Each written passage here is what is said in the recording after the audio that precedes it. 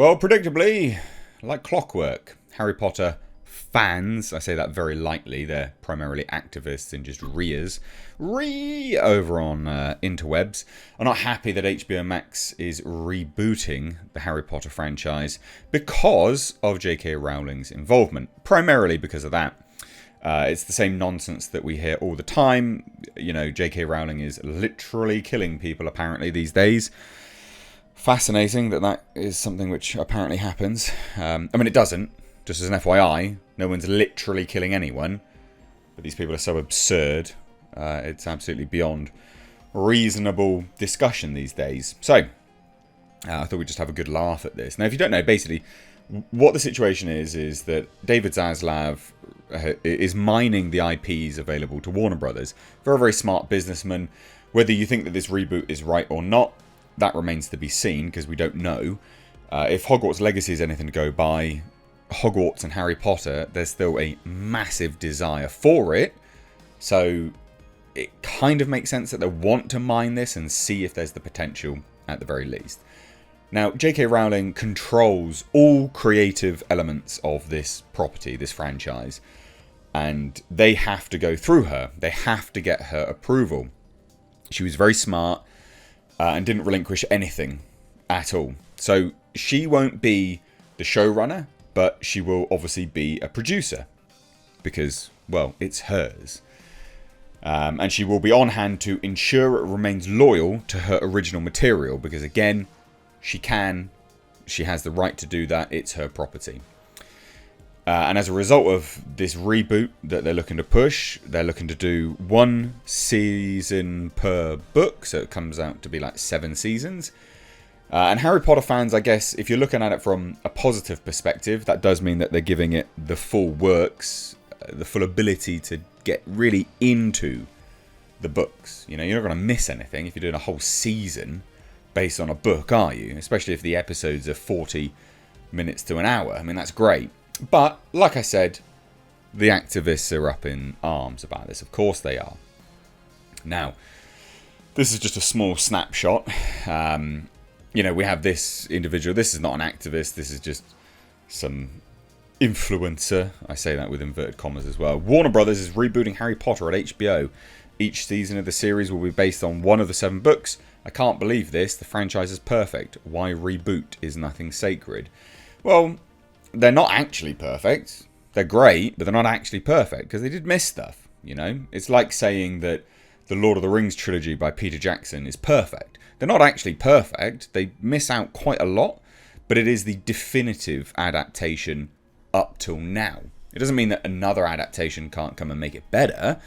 And you've got to remember, like, it's not actually a reboot, it's just a readaptation. And, you know, I don't care. I don't have a vested interest in Harry Potter either way. I genuinely don't. I can see the pros and cons. But again, Zoe Rose Bryant, setting aside how absurdly unnecessary a Harry Potter reboot is in the first place, I'd just rather we not continue to give billions. Billions? Billions. Billions? Do you really think she's going to earn billions from this? You absolute pleb. To a woman who has made it her life mission to invalidate the existence of trans women and endanger our lives with her unrelentingly hateful rhetoric. There's nothing hateful about her rhetoric, and there's nothing endangering about her rhetoric either. There's nothing hateful about just saying this is scientific fact, you know? And also trying to, you know, it's a difficult pill to swallow. You know, you've got the sort of caring side, the liberal side of people, which goes, you know, live and let live. But then when people's rights are encroached upon by others, it's naive to assume that everyone has, you know, a completely innocent approach to all of this. So it's not hateful. It's not unrelenting either. And in fact, it's stating the obvious that actually some people are endangered as a result of this push. That's just basic fact. A Harry Potter reboot, this world can only take so much before utter chaos unleashed.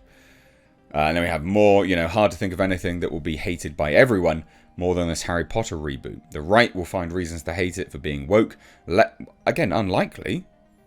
Really unlikely. Like, that's what most people thought about Hogwarts. Well, Hogwarts Legacy was lambasted by left-wing activists because again, J.K. Rowling was involved and was going to get some money from it. And most, as far as I'm aware, most right-wing people bought it. And they love it. So I don't think that's the case at all. And I don't think there's never really been anything woke in Harry Potter. I don't think so. Left will hate it for the obvious. Normies will just share the memes. It'll be Rings of Power on steroids. Pray for those kids. I don't think it will be. Again, you got to remember, the original creator is behind it. But again, it gets more hilarious. Again, this is just gold. Memeable gold. So, Harry Potter was the 9/11 of literature. And we need to put a stop to J.K. Rowling and her devious activities that caused this. What? What? The cast all supports trans rights and J.K. Rowling loses it. What?